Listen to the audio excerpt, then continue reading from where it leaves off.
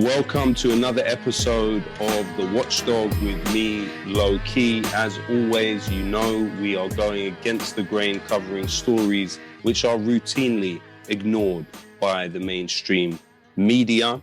We hope that you can support Mint Press in what we do by donating to the Patreon, by sharing this video, by subscribing, by liking, by commenting. As you will know, we are up against quite a sophisticated form of shadow banning.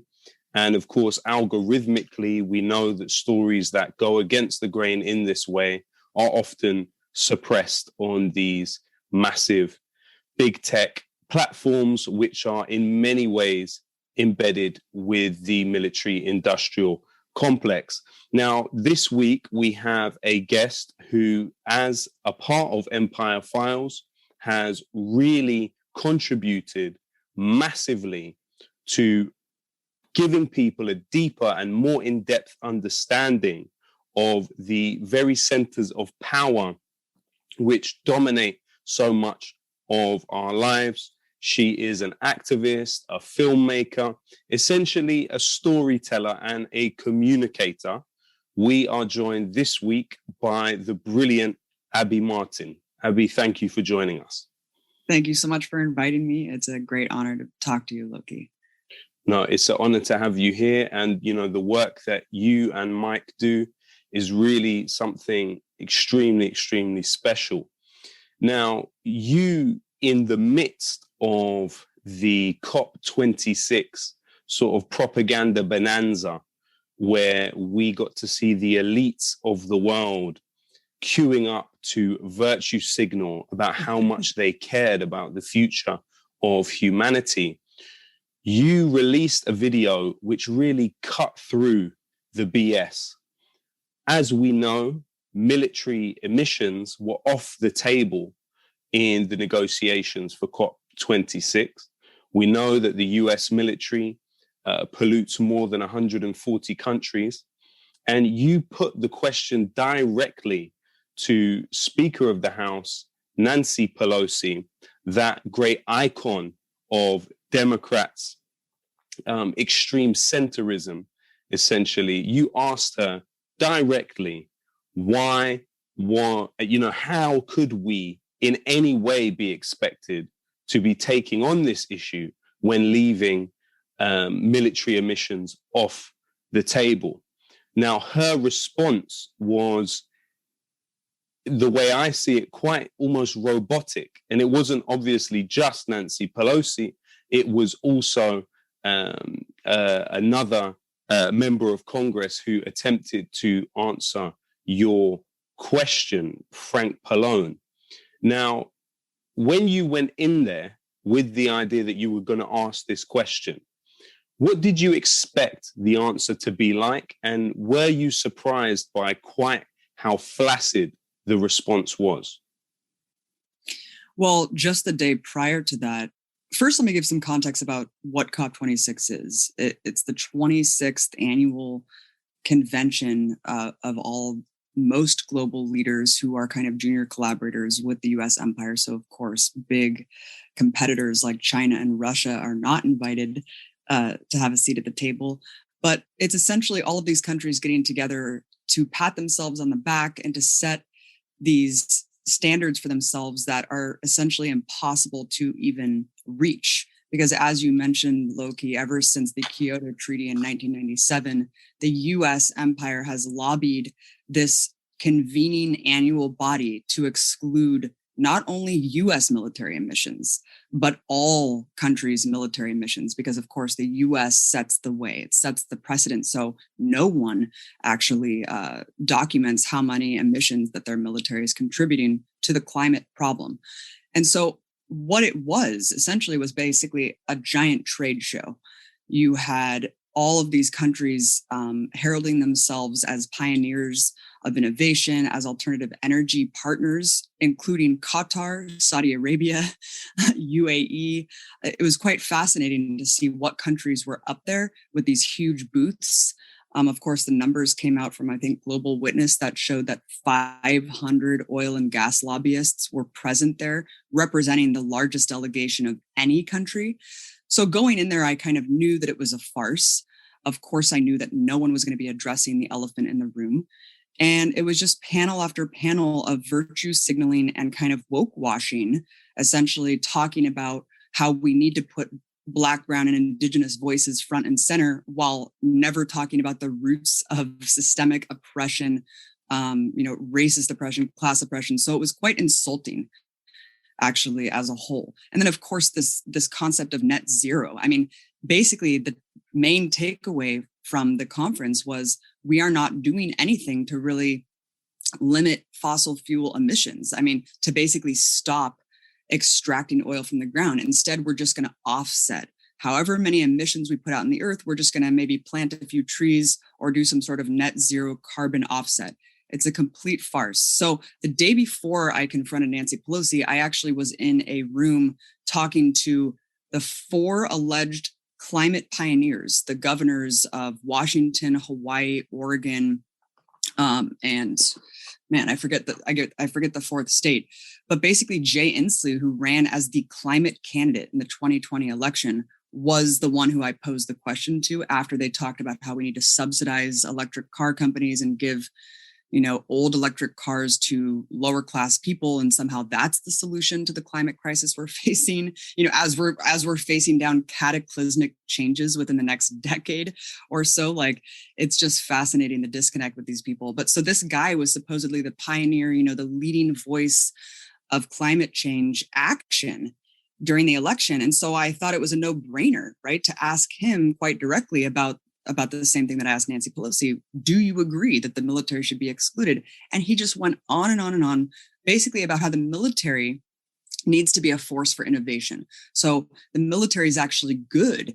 It's going to lead the way to fight climate change. And then, of course, after the conference was over, I went up to him again and point blank, I was just like, do you agree? Yes or no? Why is it so hard to answer a direct question? And he just sidestepped the issue. And so did all of the governors, Oregon, Hawaii, down the line, Illinois, that was the 4th state. And none of them would answer the question. All of them congratulated the military and actually said that the military is the solution, Lowkey. So having that happen the day before, I had a pretty bad feeling about what was going to happen the following day. So I knew very well what kind of answers were going to be delivered to me, especially from someone like Nancy Pelosi.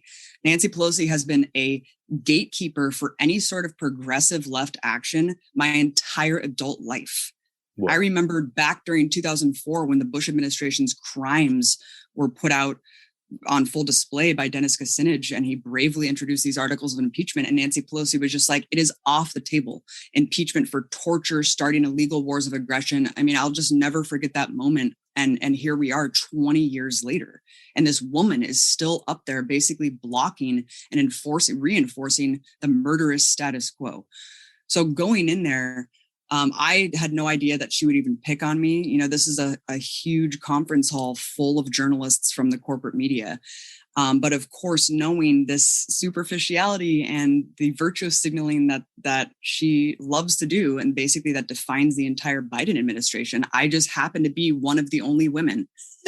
And so she preempts, she takes 2 questions from the audience. The first one was from some like Washington Post journalist who she basically was like, oh, Nancy, what are you guys going to think about Build Back Better? Like, just a totally fake throwaway question.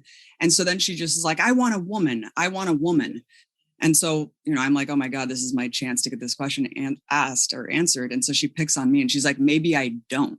Once I say Abby Martin from the Empire Files. And I was like, okay, do you actually know who I am or not? But it was just like the one time that kind of the identity politics worked in my favor of just being a woman. But Lowkey, her answer just really said it all. It was essentially just, we're going to slap some solar panels on tanks, and that we need the military to lead the way for the inevitability of where we know climate change is going, which is basically mass refugee crisis and global wars. I mean, that's basically what she said in a nutshell, was that we need a strong military to deal with mitigating the worst effects of climate change, meaning people coming in to the country trying to flee their uninhabitable lands. And as you mentioned, a man actually stepped up and tried to answer for her before she actually did answer my question, Frank Pallone, New Jersey congressman. And he basically said, we need a bigger Navy because the oceans are going to rise. I mean, you cannot parody how surreal their answers really were without taking into account the crux of my question, which is the military is not only omitted, but it is one of the largest contributors to the climate change crisis and also global pollution. So this entire conference is meaningless unless we're addressing what the US military is doing and the catastrophic damage to the planet and to the planet's adaptability to deal with climate change in the future. And also, I've always found it interesting that when looking at the subsidies that go to fossil fuel companies from the US government, that actually it's almost on par with the military budget. When you also look at the revolving door between the fossil fuel companies and those in the US military, and the same here, people in the British military and also in the British intelligence services, there's a clear, very close and incestuous relationship between these organizations and these institutions. The interesting thing to me about the knee-jerk sort of robotic response, whereby you are presenting something and saying this is a major, if not the largest part of the problem when we're talking about this issue of climate change, and they turn around to you and say that this thing that you've presented to them as the problem is actually the solution. And why? Who do they cite?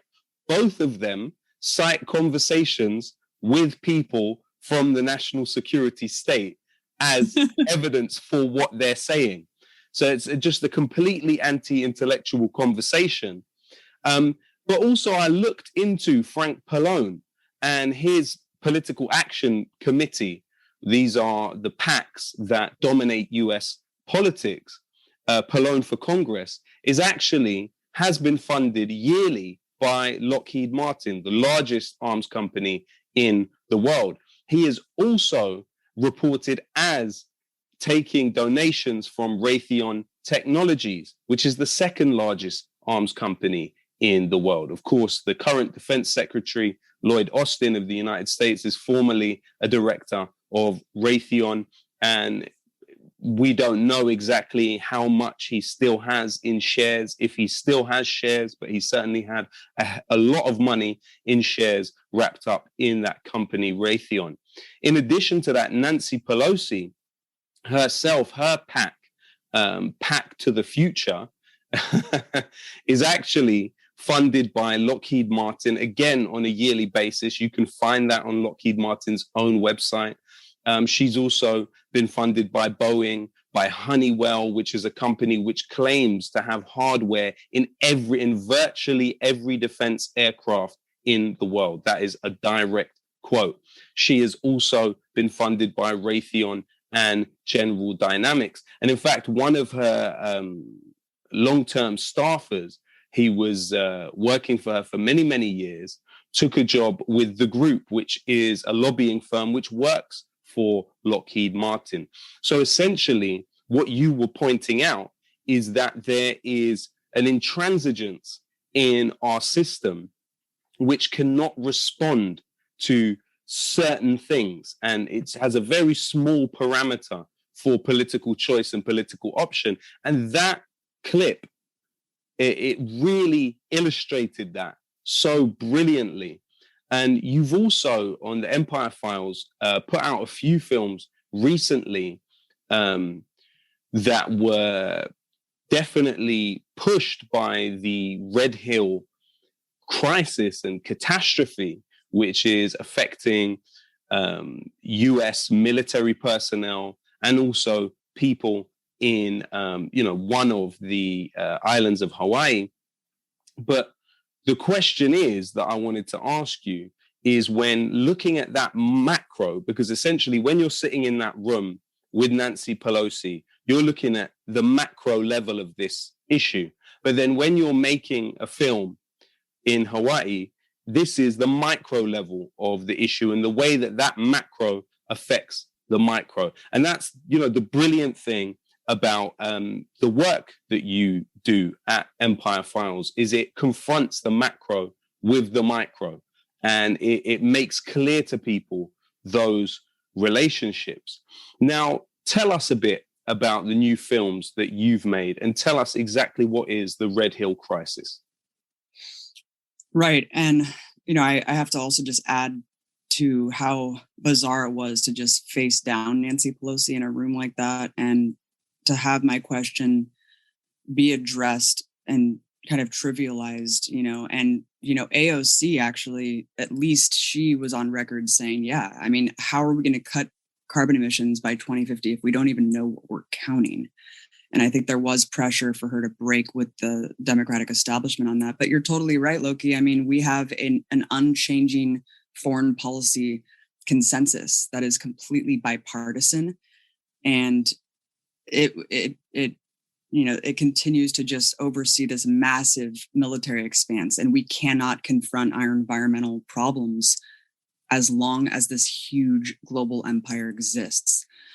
The new film that we're working on right now is called Earth's Greatest Enemy.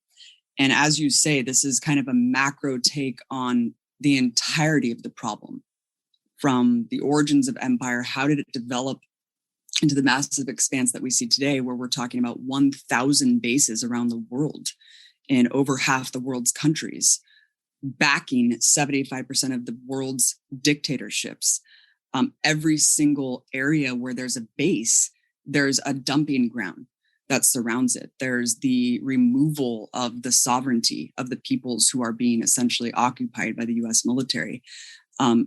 The US military is the largest institutional polluter in the world. There is no corporation or industry that compares to the damage and devastation done by the US war machine. So it makes sense when you look at the 1,000 or so bases, the vehicles, the logistics, the infrastructure that really goes into holding this together. But then it goes so much farther than that. I mean, there's war games, there's the mock invasions of China, there's the munitions testing in places like Guam and Puerto Rico, there's the arms manufacturers, right? There's the supply chain of weaponry, so the production and distribution of weapons. There's the proxy armies and countries that are utilized by the empire that we're not even backing, on paper or whatever, that we're funneling weapons into. All of these things are hidden. And this hidden fact is why the US military's emissions are exempt, of course, because they don't want us to know the enormous cost of US empire to the environment. Red Hill is a perfect example of this, and this is what we're basically trying to do with our new film, called Earth's Greatest Enemy. It's not just about the climate problem; it's about everything, And of course, there's war in general, the decimation of infrastructure, of land, of culture. It's an ecological catastrophe.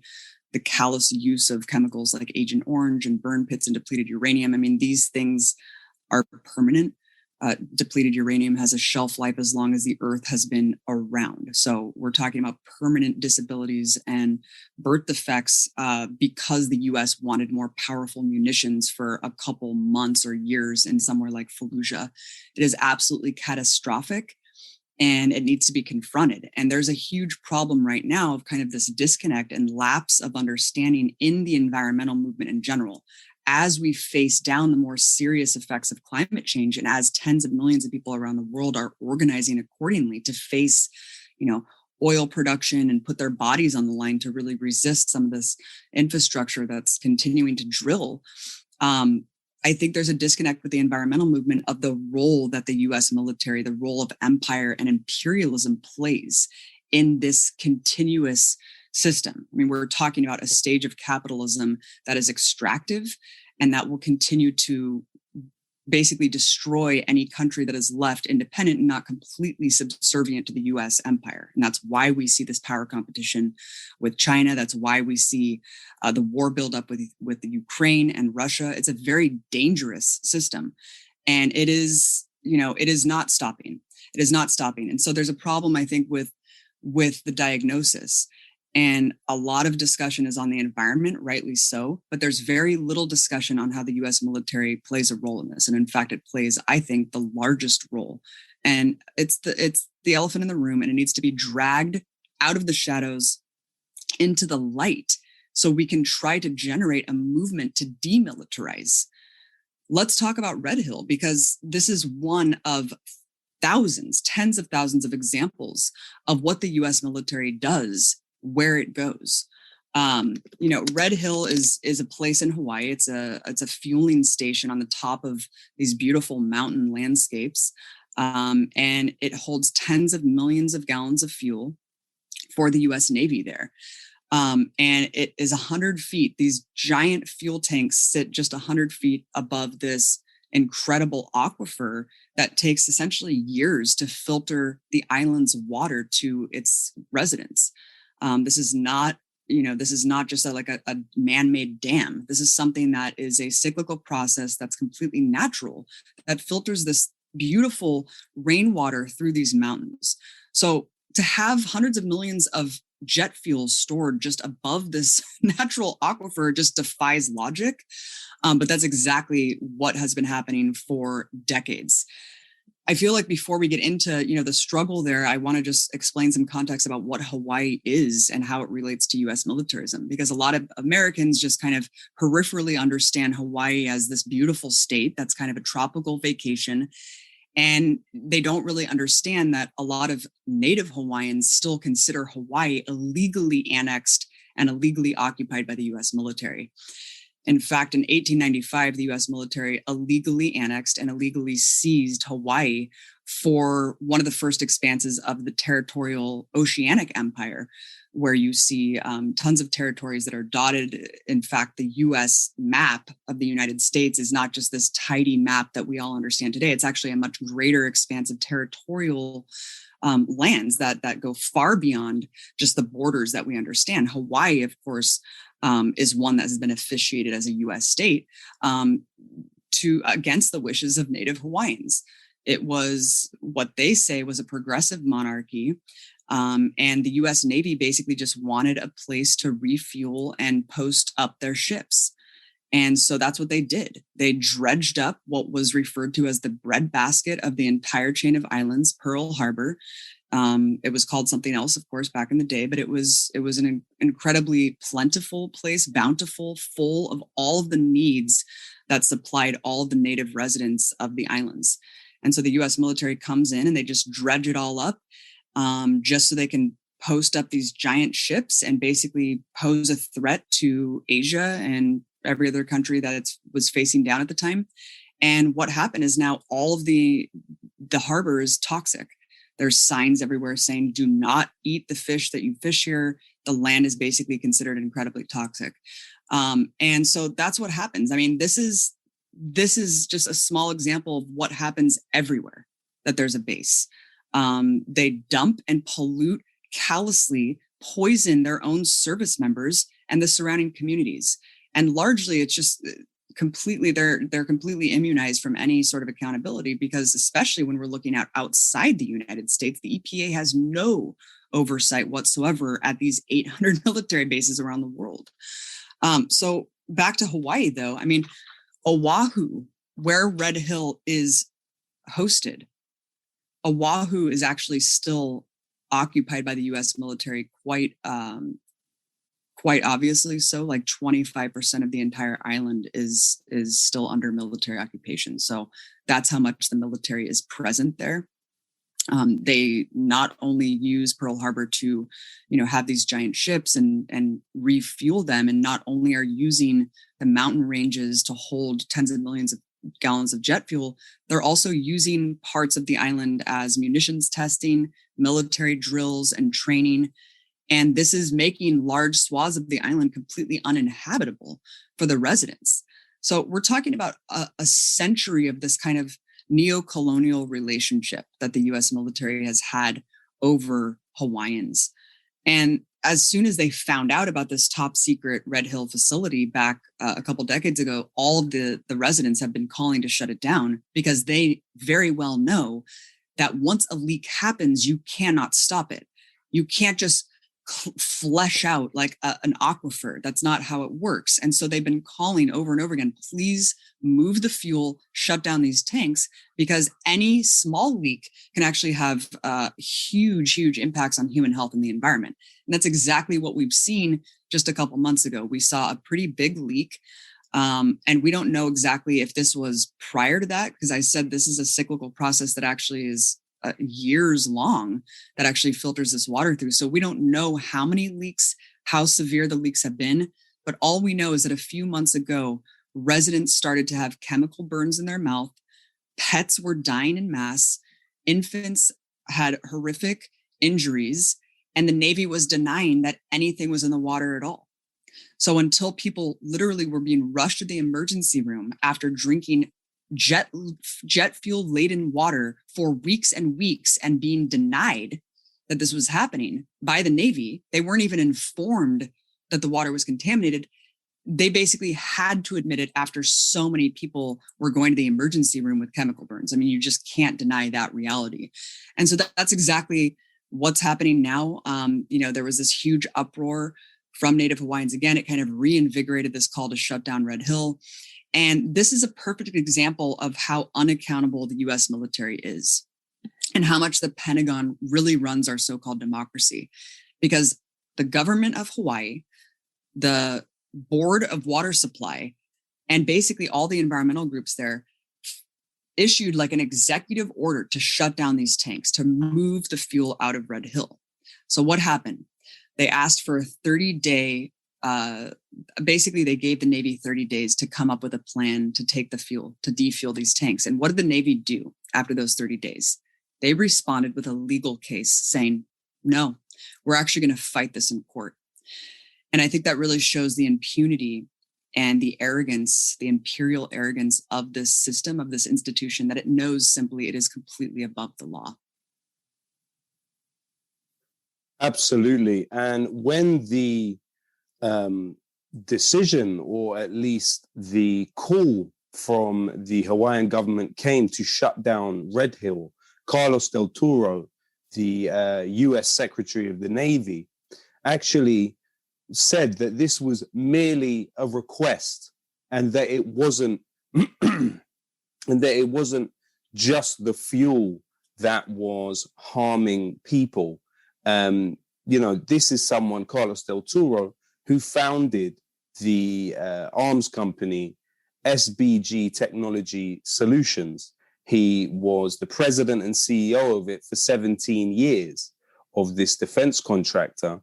But then it's thought that he still has equity in this company, despite serving as the Secretary of the Navy. So clearly we are seeing here that the US military machine is willing to poison even its own employees and the people that work for it and serve it, as well as the people around it. We know about depleted uranium, which the US military admits leaving in Hawaii.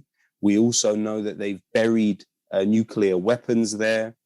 There's also the widespread knowledge of what they call Superfund sites, which is where the land has been contaminated beyond human habitation because of the presence of the US military in different parts of the islands that we know of as Hawaii.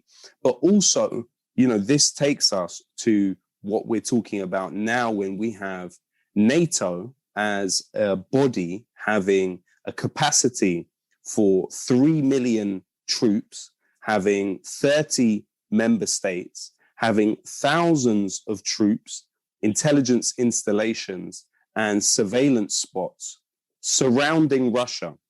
Yet, as the mainstream media essentially attempts to infantilize not only that issue, but also treat the people that rely on it as a source of news as children, to take this idea of the United States being this benevolent actor that comes to the rescue in defense of small nations, hyping up and pushing this idea that Russia is a threat to everyone, but most specifically people in Ukraine. You have, for example, in Britain, the Defense Secretary, Ben Wallace, shouting from the highest rooftop that actually there is a real danger of the Russians invading. Well, it's important to know about Ben Wallace. It's important to know about Ben Wallace that he, prior to becoming Secretary of Defense, was a director of an arms technology company by the name of Kinetic. Kinetic, of course, was at one point led by the discredited former head of the CIA, George Tenet, who was responsible for the Iraq war lies around weapons of mass destruction and 45 minutes and all the rest of it. Now, Kinetic, Ben Wallace only left his job there the very same month that he was elected as an MP. The important thing to understand about this organization is that today it's in control of 17 different Ministry of Defense sites across Britain, with a long-term agreement with the Ministry of Defense, which is worth about £6 billion. In the last 6 months alone, the company has picked up 75 million in government contracts from the British government. But as we speak, one of its directors is actually sitting on what they call the Defense Reform Advisory Board to the Ukraine. So these are quite clear conflicts of interest. Keir Starmer, of course, the social order leader of the Labour Party, the conspirer against Jeremy Corbyn, has come out and also said that NATO is definitely the best hope that we have of world cooperation and peace, and supported this push to war. Keir Starmer also is funded by Clive Hollick, a director of Honeywell, the company which I mentioned before, which claims to have its hardware in virtually every defense aircraft in the world. How are things looking on the US side of things? Because Joe Biden seems asleep at the wheel and really a spent force with no say on what happens in US foreign policy. Well, luckily I unplugged from actual cable news after the election. Otherwise, I probably would be ripping my hair out on a daily basis, watching the cartoonish depiction of what reality is according to the elites who really the corporate news is for and by. But what I hear is bad enough. And what I've seen in terms of the articles online is just beyond the pale, because it's basically a completely manufactured and concocted narrative about Russia invading Ukraine. And that we've been hearing this now for months, that Russia is about to invade Ukraine. At any second, it could happen. It's just completely the biggest issue in the world. What are we going to do? Well, we have to do something, right? Because we can't just let Russia invade Ukraine. I mean, the last time this kind of hysterical war drive was seen, it actually made more sense because Russia was, committing the incursion in Crimea. There was this ramp up of, Russian troops because there was an actual thing going on. And also, of course, the US was trying to foment this coup to overthrow the Ukrainian government so it could be a more palatable government for Western business interests. And they carried that out successfully. So now what you're seeing is just more devoid from actual any reality. And what you see actually, how this all started is just so bizarre. Because at first I was like, what are they actually talking about? Like, yes, there's Russian troops moving around in their own sphere of influence, but like, how is that causing this complete hysterical meltdown from the US establishment? And I just didn't understand what was going on. And really that's all it was Zelensky basically saying months ago for his own political capital that, Russia's moving troops around. And he was basically just saying this to his own countrymen, talking about how, trying to score political points or whatever, bolster his own political standing. So the US media picks this up actually months later, and it becomes this hysterical war drive created out of thin air. I think it's because Biden, they always need a distraction. Of course, war is not only good for the economy and is the main driver of our economy, but it also is such a great distraction because you have a bipartisan consensus. You have the corporate media acting as dutiful stenographers for the Pentagon. And there's no question ever or context or any perspective outside of US domination. And this conventional wisdom that basically is the undercurrent of our American exceptionalism that's never questioned, which is that we're the world's giant empire and that we deserve and have the right to do all of these things around the world. And so that moral supremacy is actually never confronted or questioned. It's just kind of an assumed fact by all of these corporate media outlets. So it was just, it's completely bizarre to see this continuing. This has been going on for months and months and months. Russia is not preparing to invade Ukraine. In fact, this isn't just coming from Putin himself, but Ukraine also. Their defense department has come out and said, no, this is completely not true. There's no fear of this happening. The US media is basically trying to debunk their perspective, which is just hilarious. It's like, don't you think that they would have something to say, like Ukraine and Russian officials, instead of us just determining what is going on? I even saw a clip, I forget if it was from CNN or MSNBC, during this beautiful Olympics opening ceremony in Beijing. They're actually playing packages talking about how Putin is the strong man. And look, he's sitting up there drinking drinks with Xi Jinping. And, ooh, could they be actually plotting to invade Ukraine while the Olympics are going on? Like, it's fucking mind-blowing, the demented kind of concocted reality from these people. And it's just hysterical. It's like, really, you're doing this in the middle of the Olympics? Like, no, I don't think that they're plotting to invade Ukraine as he's sitting up there having drinks. It's just unbelievable. So this is basically a reaction to just Russia doing stuff in their own sphere of influence, just like we do all around the world, right? Let's say let's say Russia moved 3,000 troops and sent lethal arms to the border of Canada or Mexico. It's just startling because, of course, that wouldn't happen. But if it did, what do you think the U.S.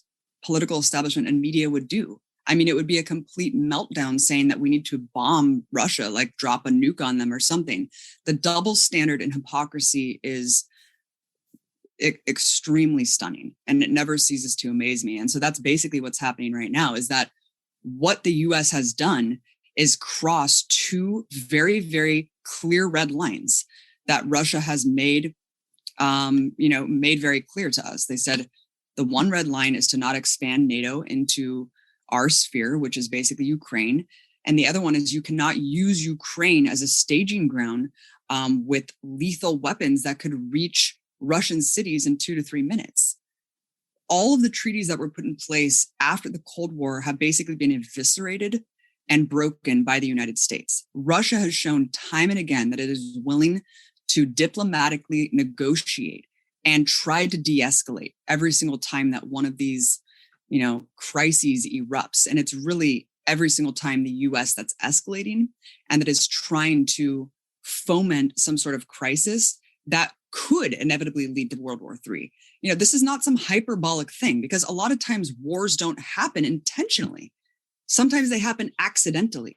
So when we're pushing, thousands of troops right on the border of Russia, and we're sending long-range missiles, I'm not exactly sure what kind of lethal missiles are there right now, but like ones that actually could threaten Russia and reach their cities within minutes, that's a pretty serious thing. And that alone could cause Russia to retaliate. And that's exactly what they want. That's exactly what they're trying to do. But you can't question these narratives. You can't question these narratives, right? Even some German general who came out and said, look, Russia deserves respect. Putin deserves respect. And then he had to resign.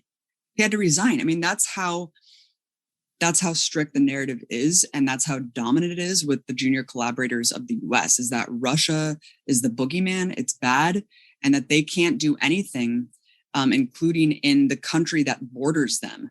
Otherwise, it's seen as an act of war, and all of the NATO allies need to act accordingly, which essentially is threatening nuclear war, because we're talking about nuclear armed countries that have promised to back NATO allies if they are threatened. And that's exactly why you have Antony Blinken out there saying, we want to pull Ukraine into NATO, because once Ukraine's in NATO, then it's over.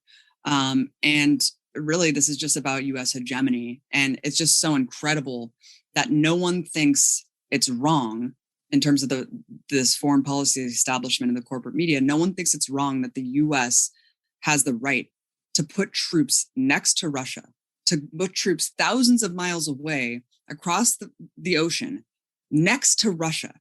But what would they do if Russia did the same thing? You just can't make this up. And then you see CNN reporters on the ground trying to do these scathing investigations. And really what they're finding are Ukrainians being like, why are you doing this? Why are you manufacturing this hysterical war drive? We're not worried about Russia invading us at all. Yeah.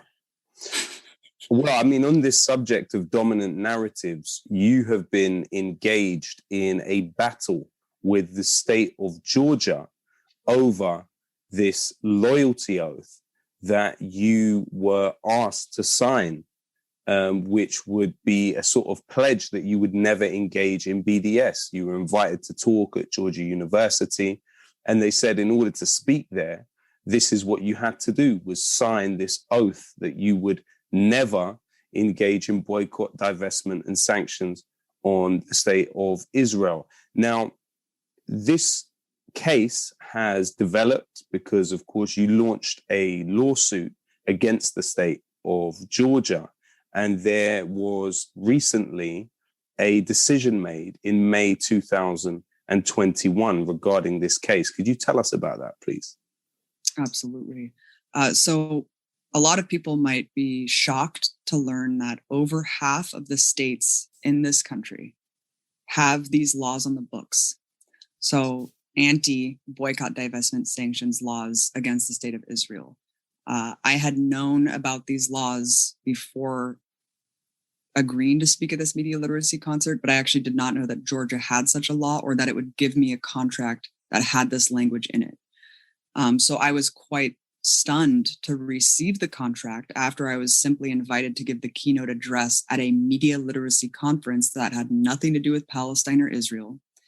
And it was at a state university. And the contract said, a clause in the contract basically said, you can never advocate the BDS movement.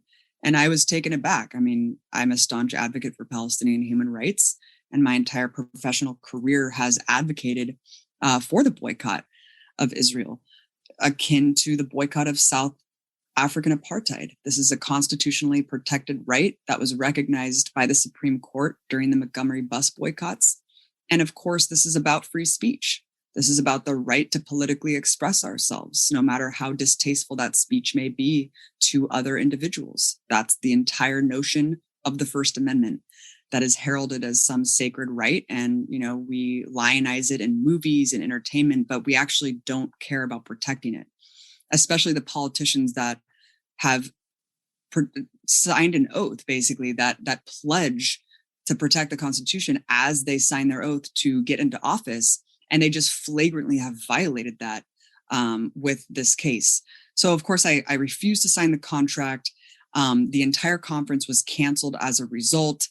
And I just felt completely hopeless. I didn't know what to do until I spoke to some lawyers, and they were like, you have a case and you can really challenge this. So long story short, I launched a lawsuit in conjunction with CARE and the Partnership for Civil Justice Fund. And we won, Lowkey. I mean, it took a year, and it was right on the heels of the latest vicious Israeli onslaught in Gaza. And federal district court judge Mark Cohen ruled, I think a week after the last bombs fell into Gaza a couple months ago, that I was correct, that my standing was recognized, that this BDS clause in the contract that I was given was unconstitutional. And it was a huge victory. Of course, it added to the precedent that was set by other lawsuits against these BDS clauses, anti-BDS clauses rather, in Texas and other states. And right away, Georgia lawmakers tried to do something about it. So they tried to actually change the law and amend the law so that it could stay on the books and that Israel could claim a propaganda victory. So let me explain. It's a little confusing. So I had to sign a contract because I was receiving $1,000 honorarium. And what they did at the behest of Israel asked them to change the law, to amend the law in a blatant act of foreign subversion. An Israeli consulate official actually came into the chambers of the Georgia state legislature, sitting next to a lawmaker herself, and said that they were asked by this Israeli consulate official, they were asked to change the law to make it only applicable to people who are making $100,000. So the person who came with this lawmaker, his name is Harold Hirschberg. He's the director of government and political affairs for the Israeli consulate in Atlanta. And so you can see this woman, Representative Silcox, talking in the Georgia state legislature. And she's just like, I want to briefly introduce Harold Hirschberg. He's here with me from the Israeli consulate. I really appreciate him coming down here with me this morning. And she's like, we had some issues, meaning my lawsuit. And so the Israeli consulate official, as well as a number of people, probably other officials from the Israeli government, asked me to raise the limits of the lawsuit, meaning asked me to change the law, to amend the law so that it only applies to businesses or people who are making $100,000 in the state of Georgia. Absolutely shocking that this happened without a peep from the corporate media that's constantly decrying and bemoaning issues of free speech and censorship against conservatives or college campus speakers, basically espousing racist beliefs. Well, where is the outcry about free speech? This is the classic example of censorship, the black hand of the state coming down and stamping out certain types of political speech, namely pro-Palestine, anti-Israel speech. And so what happened? Just a couple of weeks ago, the Georgia state legislature voted overwhelmingly. I think there was only like 7 nay votes to amend this law so that my case could be rendered moot in the state of Georgia and that it could be a huge propaganda coup for Israel, because they could just be like, look, we didn't have to change the law. The law is technically still on the books, although it's just window dressing, because if you look at the actual facts, the law is unenforceable and still deemed unconstitutional. So let's say someone comes in like a Roger Waters or a Ben and Jerry's and actually does not want to sign the contract. They still would not be able to be charged with anything because of the precedent that my standing already had. Basically, you can't put a dollar amount on free speech. And so it doesn't matter if we're talking about $1 or $1 million. The principle of what was ruled by the judge still holds. And really what they're trying to do is hold back the tide of justice that they inevitably know is coming, because they know that BDS is mounting. They know the grassroots pressure is manifesting around the world, and they know that's inevitably going to take down the apartheid state of Israel. And so they are grasping desperately. This is a desperate attempt for just that basic victory of propaganda, that Hasbro victory, where they could just say like, no, we've successfully lobbied these legislatures and we won, where the law is technically still in the books, but they know very well that they can't apply it. Well, we have here a process which seems further behind, but you can see quite clearly the intended trajectory.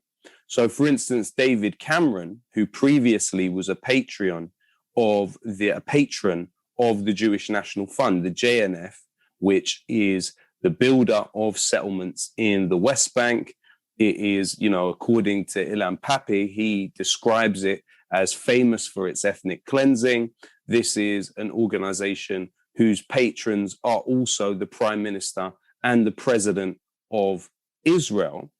David Cameron, as Prime Minister, attempted to pass legislation that banned local governments, so councils, from partaking in BDS. Now, what has happened since then is it's been wrestled back and forth through the courts. But you have Robert Jenrick, who was housing minister, stating that within a year or two, we should have an absolute ban on BDS here, which would be a great step forward. That is a direct quote from Robert Jenrick. But who is Robert Jenrick? So he describes as a family friend the son of Sami Offer. Sami Offer was the richest man in the state of Israel and found himself on the US sanctions list in around 2007. Now, many wondered, why is Sami Offer on the US sanctions list? It's because his company, Zodiac Maritime, which is a shipping company, had been docking in Iran. Now, when this came out and there was an attempt to discuss it in the Knesset, the Speaker of the Knesset quickly received a note saying this is a sensitive topic which should not be discussed publicly. We then find out when Sami Offer dies in 2011 that his company, Zodiac Maritime, had not been trading with Iran. Quite the opposite. It had been transporting Israeli intelligence agents into Iran to carry out assassinations of civilian scientists.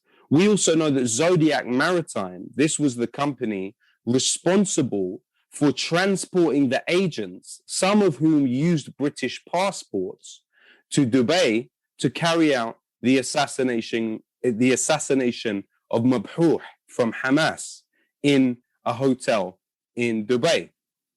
So Zodiac Maritime is a front for Israeli intelligence. And after Sami Offer died, his son, his grandson, and his nephew run the organization, which is registered in Britain as a British company. Now, Robert Jenrick claims that this family are family friends of his.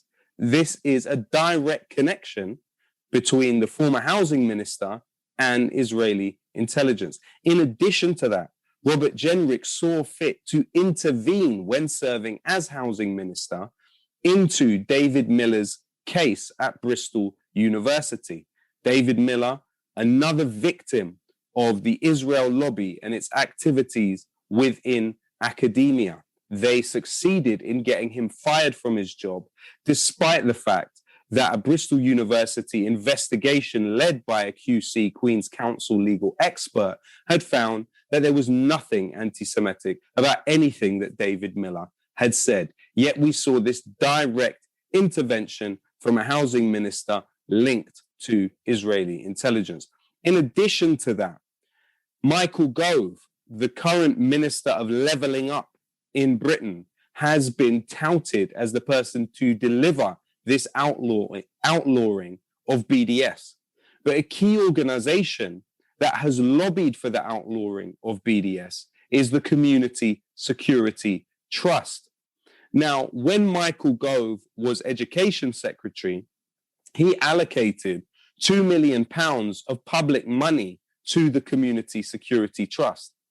But what he didn't say is that simultaneous to making that decision, he was on the board of advisors for the Community Security Trust. So what we have is these entanglements of our political class with what are essentially groups that lobby for the interests of the Israeli state and work and have, as the Board of Deputies has said it's in its own trustees report, a close working relationship with the Israeli embassy and strengthen links with the Ministry of Strategic Affairs. So this is the campaign to crush this massive movement. And there's many different organizations that are set up with the sole purpose of violating BDS, of propagandizing against the principles of BDS. And that is why your case is so massively important. I really would encourage everyone watching this also to watch the fantastic film on Empire Files, Gaza Fights for Freedom. It brought me to tears today. And I really hope that people are able to take the time to absorb the important information in the film and also come face to face with people who have been so deeply harmed and hurt on a daily basis by this machine. But also, it's important for people to take from your experience with this that we are also targets within this war. Abby, it's been really great to have you. If there's anything else that you would like to say or anything else that you would like to direct the viewers towards, please go ahead. I love how you're always able to just uncover the underbelly of what's really going on, all of the links and connections, all of the dirty money being exchanged, all the front groups. I always like look at your Twitter and I'm like, damn, dude, your research is on point.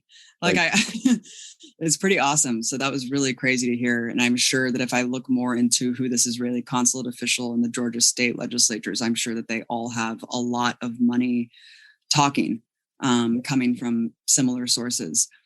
I encourage everyone to watch the film Gaza Fights for Freedom because it basically is a great tool for the movement to arm yourself with the truth and to have the confidence in these incontrovertible facts about Israeli war crimes.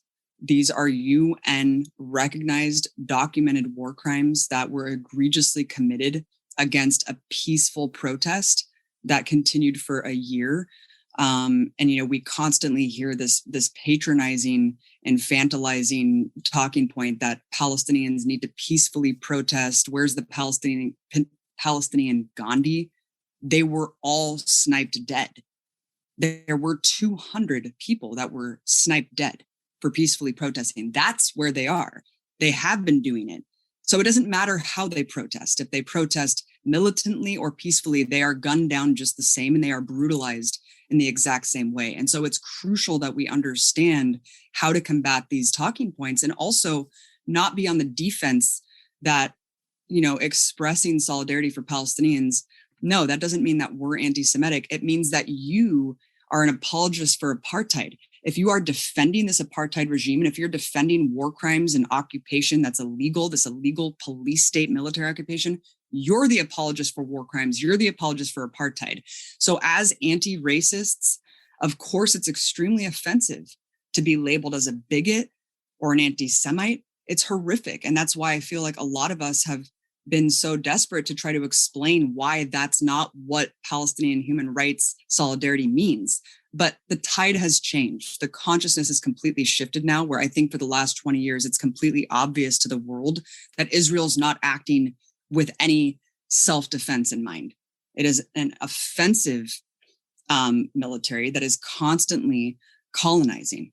Every single day, it's predicated on the expansion and colonization and ethnic cleansing of the indigenous inhabitants. And that's been exactly the same way ever since the foundation of Israel. So please watch the film. It's told by Palestinians, and basically it's just intended to humanize the people who have been called terrorists my entire life.